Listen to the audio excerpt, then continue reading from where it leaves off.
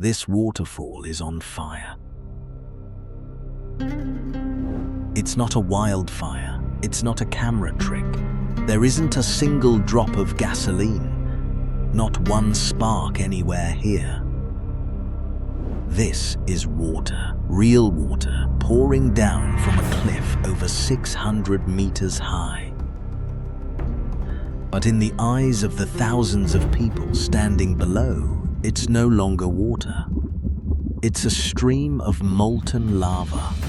For 11 months of the year, this is just a small, faint waterfall that hardly anyone notices.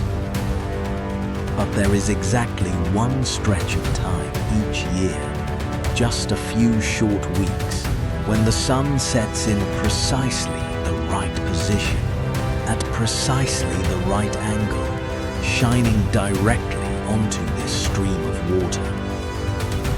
And in that moment, the entire waterfall blazes up like a living stream of fire. It's not always visible.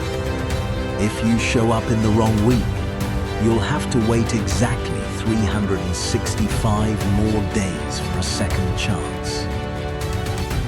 Our Earth operates on strange, hidden rhythms, mysterious coordinates, and breathtaking spectacles that appear only for a fleeting moment.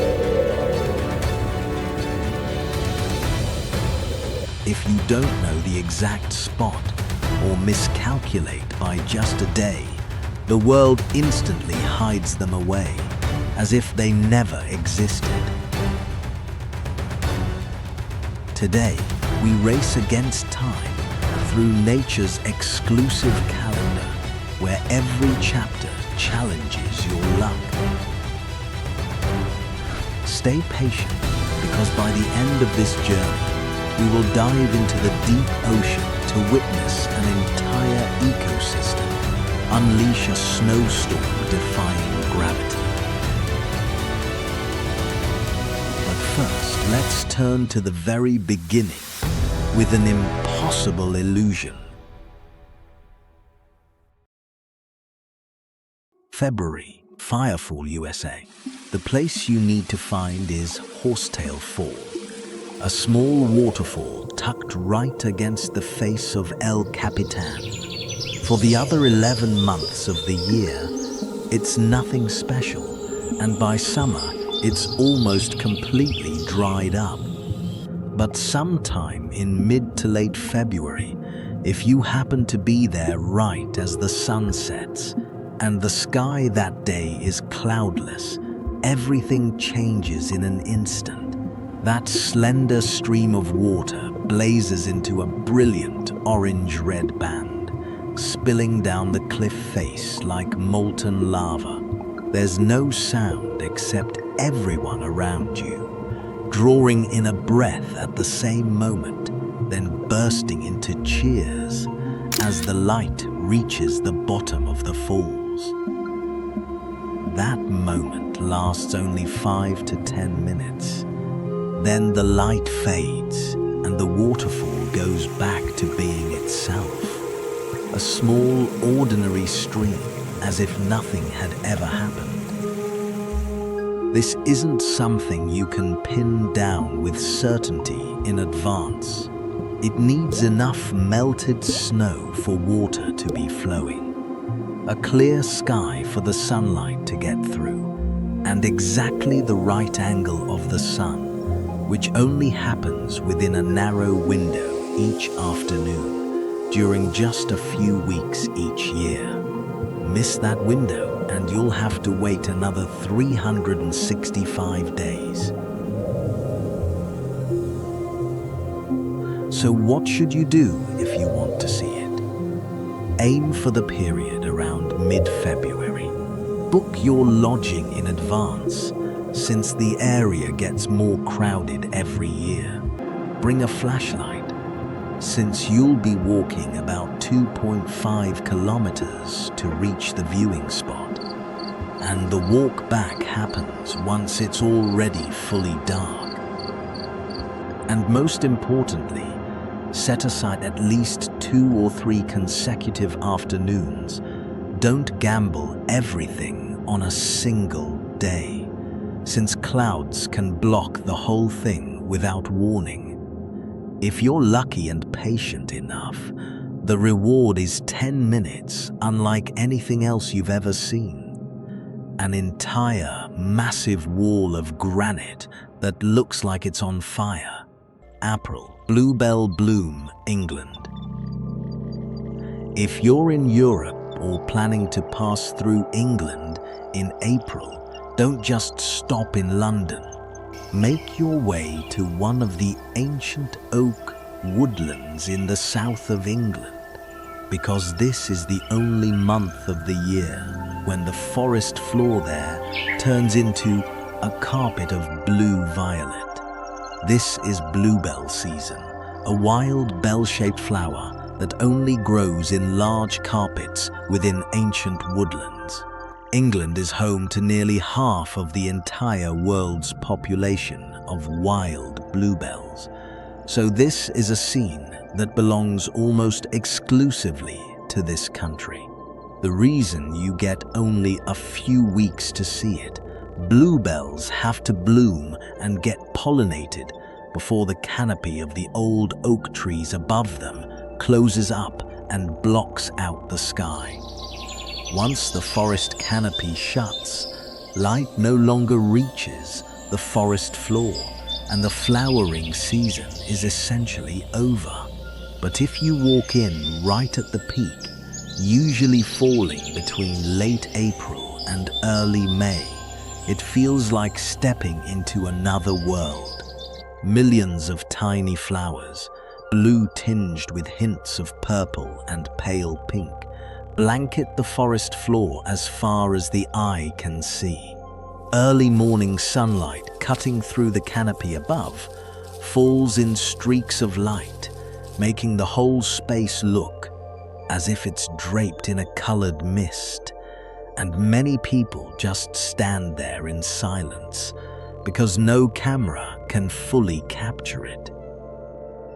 If you want to catch the bloom at its peak, don't lock yourself into one fixed date on the calendar, since a warm year can push the bloom a full week earlier, while a cold year can delay it. Follow the bloom forecasts that England's forest conservation organizations update every year, and stay flexible enough to adjust your trip within that 2-week window. The woodlands in Kent, Hampshire, and Sussex should be the first names on your list.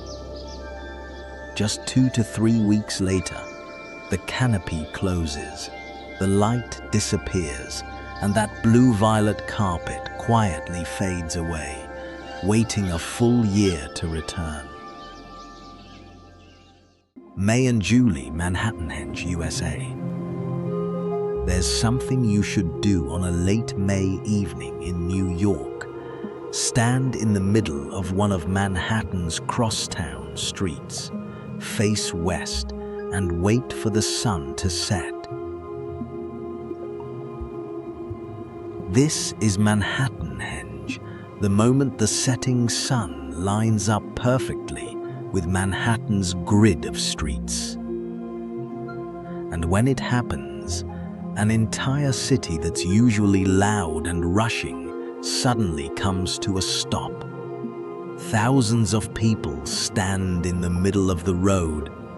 Traffic pauses to make room, and everyone looks in the same direction as the enormous fireball slowly sinks down, slotting itself precisely between 2 rows of skyscrapers, bathing the glass facades of the buildings on either side in a fiery orange glow.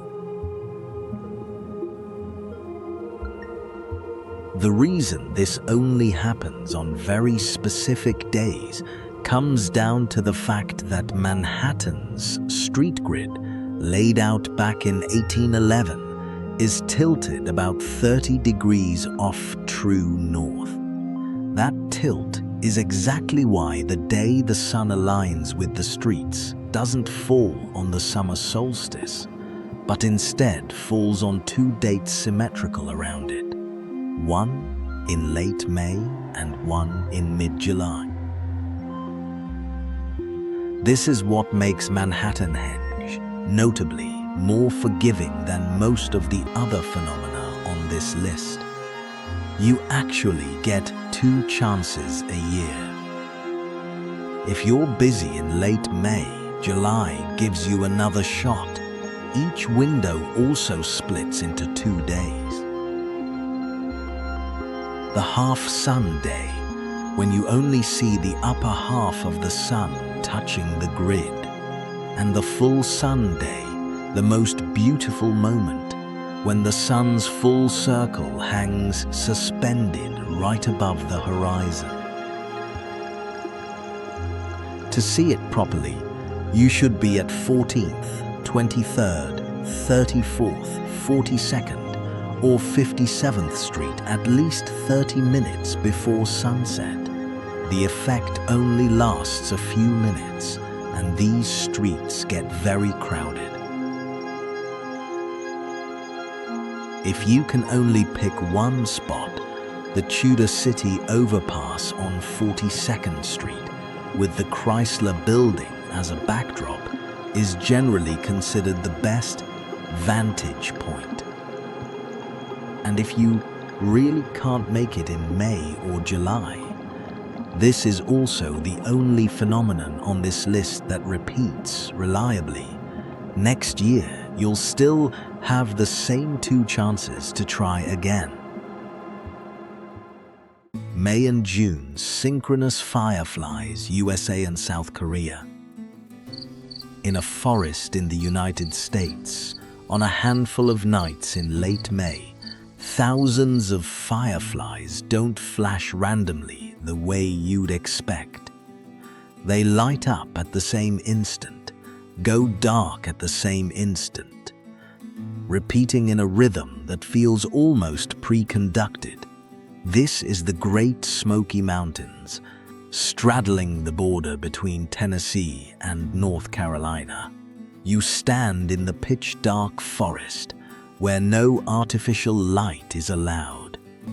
Then, from every direction, thousands of tiny points of light flare up all at once, hold for a few seconds, then snap off together.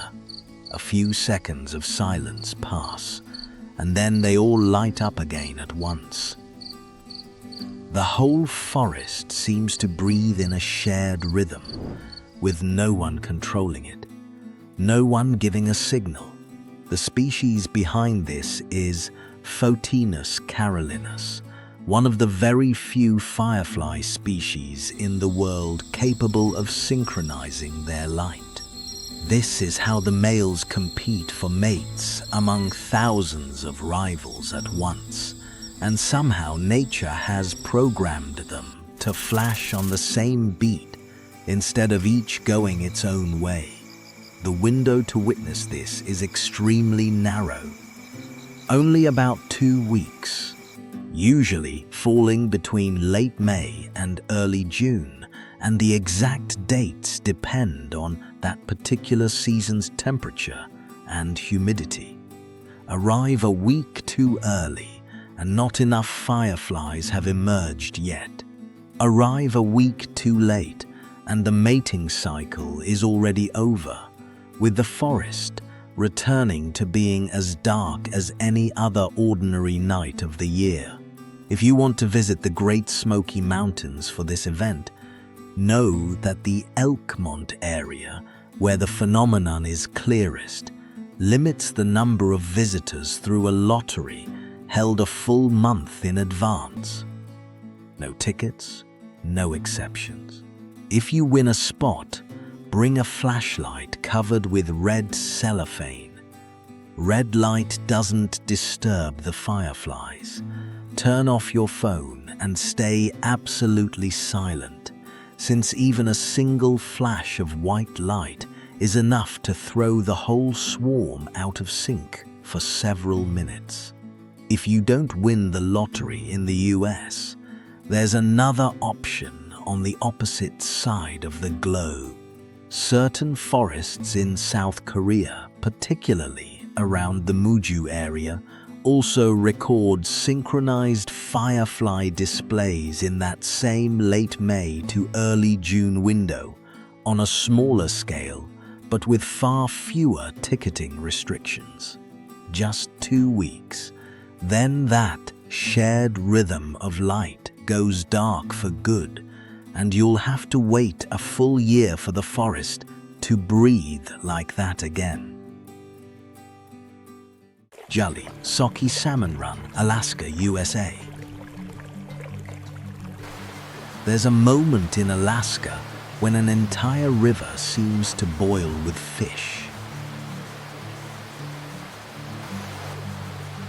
Tens of thousands of sockeye salmon, their bodies covered in bite marks and missing scales, hurl themselves against the raging current, leaping up over a waterfall nearly 2 meters high.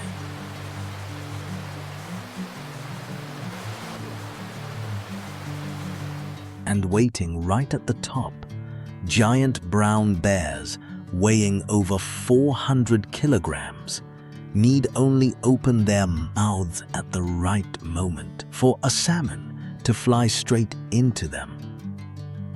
This is Brooks Falls, located in Katmai National Park, Alaska, the site of one of the most spectacular hunting scenes still left in the natural world, and the setting for the famous Fat Bear Week contest each autumn. For most of the year, the local Kodiak brown bears live scattered across the surrounding area, but for exactly one short stretch, when salmon migrate up from the Bering Sea into the Brooks River to spawn, they gather in dense numbers at a single spot, right at the base and top of the falls. This is the point where the fish are forced to leap over the falls, and correspondingly the point where the bears can catch them most easily.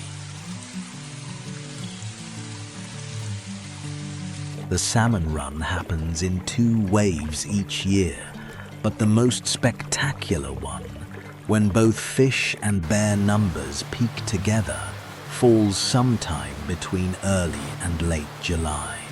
Standing on the wooden viewing platform right at the edge of the falls, just a few dozen meters from the bears, you can watch one bear catch 5 or 6 fish within just a few minutes. Unlike many of the other phenomena on this list, you don't have to guess at the timing. The U.S. Fish and Wildlife Service, along with Katmai National Park, publish annual salmon count data, and July is almost always the most reliable time to catch this scene at its densest. To get here, you'll need to fly in by float plane from the town of King Salmon, since Katmai has no road access. Lodging in the area, Brooks Lodge, is typically booked out nearly a year in advance, so if you want to be there in July, plan ahead early. If you can't secure an overnight stay, you can still visit as a day trip by float plane. If you time it right, the reward is a scene no video can fully capture. Dozens of bears, thousands of fish, and a roaring waterfall in the middle of a life and death struggle playing out right in front of you. August, Great Migration River Crossing, Kenya, Tanzania. If you're weighing an African safari for August, here's the answer to when should I go? Right now, or September at the latest. Your destination is the Mara River region, straddling the border between Tanzania and Kenya, where what's considered the most spectacular scene of the Great Migration plays out. you're sitting on the riverbank, and in the distance, a line of wildebeest stretching for kilometers begins packing itself into a suffocatingly dense mass. Then, with no warning signal, the first one plunges into the water. Within seconds, an entire wall of animals surges down after it. More than 1.5 million wildebeest, along with hundreds of thousands of zebras and gazelles, struggle against the raging current, while enormous Nile crocodiles wait beneath the surface. There's something worth being clear about before you book a ticket. This is the hardest phenomenon on the entire list to pin to a date. Mara River crossings depend entirely on rainfall. No one, no matter how experienced, can say with precision which exact day the herds will choose to plunge into the river. What we do know for certain, crossings typically begin around July, reach their peak intensity in August, and continue sporadically into September before the herds start heading back south around October. So what should you do? To maximize your chances, aim for the July to September window, with August being the safest bet. Don't just book one fixed lodge. Choose mobile camps that can move to track the herd's location throughout your trip. The payoff, if you time it right, thousands of animals plunging into the water at once amid roaring sound and spray. One of the most intense scenes the wild world still has left to offer. September, the red crab migration, Australia. There's a small island in the middle of the Indian Ocean where, on some ordinary morning, the ground itself suddenly starts to move. It's not an earthquake, it's not a flood. It's tens of millions of red crabs, all leaving the forest at once, streaming across every road, every lawn, every doorstep, heading straight for the sea. The ground, normally the brown of dry leaves, turns into a living red carpet on the move. This is Christmas Island, a tiny Australian external territory sitting in the Indian Ocean. For almost the entire year, more than 40 million red crabs live hidden away in the dense forests that blanket the island, nearly invisible to outsiders. But there is exactly one season each year when they all step out of the forest shadows at once and begin their journey toward the ocean to breed. It isn't always visible. This migration doesn't follow a fixed date on the calendar. It depends on two conditions lining up. The first big rain of the wet season has to be heavy enough to moisten the ground and wake the crabs from their dry season shelter, and right after that, it has to coincide with the moon phase at the end of the lunar month. When the tide is at its lowest point at dawn, the ideal moment for female crabs to release their eggs into the sea.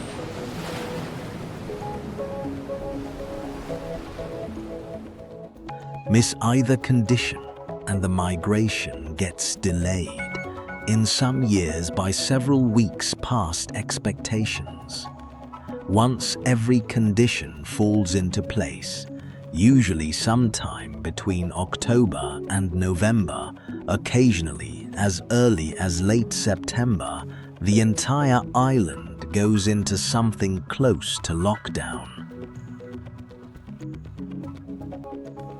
Local authorities close off a series of roads, put up temporary barriers, and have even built small dedicated overpasses, just so the crabs can cross safely without being run over. Islanders are used to giving way, sometimes waiting hours for a red crab column, hundreds of meters long, to finish passing. Once they reach the shore, the female crabs soak themselves in the water to release hundreds of millions of eggs all at once, turning a stretch of the surf a deep black in an instant. Not long after, the adult crabs turn back toward the forest, their job done. The entire cycle plays out over a few weeks, sometimes compressed to as little as 10 days if the weather cooperates. If you want to witness it, don't book rigidly around one specific date. Follow announcements from Christmas Island National Park, which are usually updated as soon as the first seasonal rain arrives, and keep your itinerary flexible within a 2 to 3 week window around that point. Areas like Flying Fish Cove and Drumsite Bay tend to see the densest concentrations of crabs as they pour out toward the sea. Miss that year's rains, and you'll have to wait a full year more for the next wet season's first rain to fall and wake tens of millions of red crabs to march out of the forest once again. September and October, Catatumbo lightning, Venezuela. If you've been wondering where that sky lit up all night phenomenon I mentioned at the start of the video actually is, here's the answer. The mouth of the Catatumbo River, where it flows into Lake Maracaibo in northwestern Venezuela.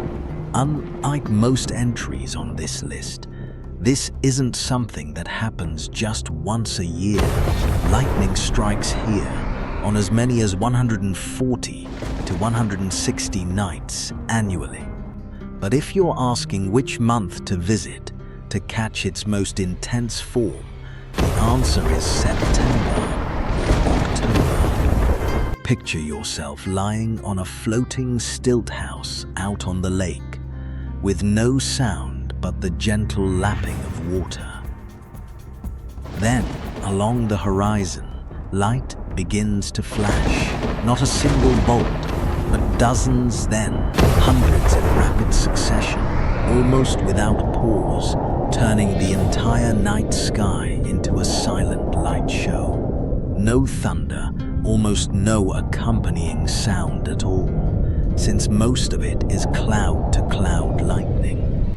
On peak nights, the recorded rate reaches as high as 280 flashes per hour, continuing steadily for 9 hours straight, from dusk until nearly dawn. This is considered the place with the highest lightning density on Earth, caused by warm air from the Caribbean Sea colliding with cold air coming down from the Andes, trapped right over this spot by the surrounding mountain ranges.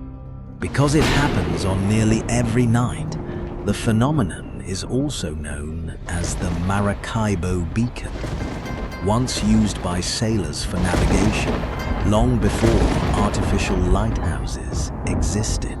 To get there, you'd fly into the city of Maracaibo, then take a boat through Cienagas de Juan Manuel National Park to reach the floating fishing villages on the lake, places like Ologa or Congo Mirador. This is where you can spend the night on a stilt house and watch the storm right from your own doorstep, with no need to travel any further. If you arrive in September or October, you're almost guaranteed at least one night to witness this phenomenon in full. A rare certainty on this list of 8 destinations, where most of the others are essentially a gamble against the weather. October and November, coral spawning, Australia. And now, back to the promise at the start of this video. We've journeyed from the ground to the sky, but the most breathtaking mystery unfolds deep beneath the ocean, on a single night after the full moon. Let's dive into Australia's Great Barrier Reef to witness an underwater blizzard flowing backward. This is the largest synchronized spawning event on Earth, where nature transforms the year-end ocean floor into a mystical stage. Imagine a night dive.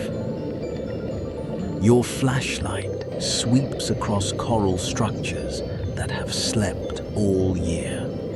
Then, almost instantly, millions of polyps across the reef release tiny sacs of eggs and sperm into the water.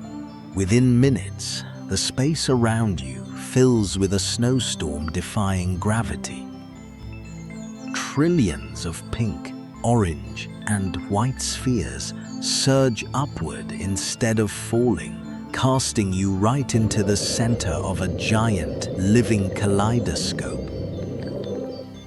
Since the Great Barrier Reef stretches for thousands of kilometers, the exact timing varies by region. If you're departing from Cairns or Port Douglas, the 2 most popular starting points for night dive tours during spawning season, the nearshore reefs typically spawn about 1 to 6 nights after the first full moon of October. The reefs further offshore usually wait until the November full moon. Something worth knowing before you book a tour. No one can predict the exact night more than about a week out. Forecasts only become reliable a few weeks before the event. So instead of booking just a single night, plan a longer than usual stay around the expected window and keep an eye on updates from local tour operators as the date approaches. The entire event only happens at night and typically lasts anywhere from a few hours to about a week across the whole region, deciding the future of the largest coral reef ecosystem on the planet. If you want to witness it, October and November are the only 2 months of the year you'll get the chance. November, monarch butterfly migration, Mexico. And the final stop on our journey, pine forests sitting at over 3,000 meters in elevation in the state of Michoacán, central Mexico. This is where you should head in late November if you want to witness the moment hundreds of millions of monarch butterflies arrive together after a journey of nearly 4,000 kilometers. This is the strangest migration in the insect world. What's remarkable is that the generation of butterflies making this flight has never traveled this route before. They're the 4th or 5th generation removed from the butterflies that left Mexico the previous spring, and they find their way entirely by instinct, with no one to guide them. If you walk into the forest right as they've just arrived, the first thing that strikes you is pine trunks draped in a layer of deep orange. They aren't leaves, they're thousands of butterflies clinging to each other for warmth, still and silent as if asleep.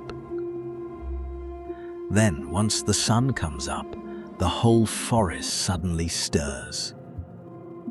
Millions of wings unfold all at once, turning the stillness into a swirling orange whirlwind around you, so dense that you have to lean aside just to let them pass.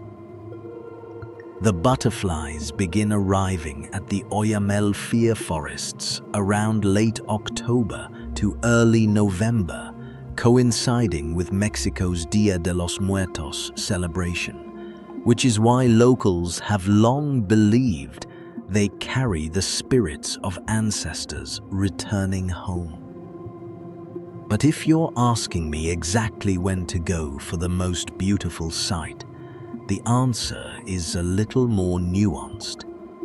Visit in November to catch the moment they've just arrived, still clustered motionless on the branches. If instead you want to see them filling the sky in flight rather than just perched still, come back sometime between December and February, when their numbers peak and the weather is warm enough for them to take to the air continuously. The two reserves worth seeking out are El Rosario and Sierra Chincua, both part of the UNESCO-recognized Monarch Butterfly Biosphere Reserve. By around March, the butterflies begin heading back north, closing out a cycle that spans a full year, only to repeat itself the following autumn on the very same tree trunks where their ancestors once stopped to rest. We've just journeyed around the Earth, from Yosemite's fiery cliffs and New York's urban canyons, to the roaring Mara River and the gravity-defying coral snowstorm. 10 phenomena, 10 different months, but they all share one thing in common: they never wait for you. These wonders exist all year round, but they only reveal their most extraordinary selves for a few short weeks, sometimes just a few days. You can't book a ticket on a whim.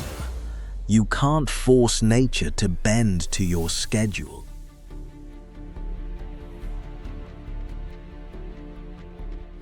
All you can do is know in advance and show up at exactly the right moment. So take this calendar with you, not to track work deadlines, but to mark the rare windows when the Earth opens its doors. Some trips can be postponed until next month, but miss these and you will wait exactly 365 days for a second chance. If you're ready to chase the planet's next hidden moment, hit follow. Our journey has just begun.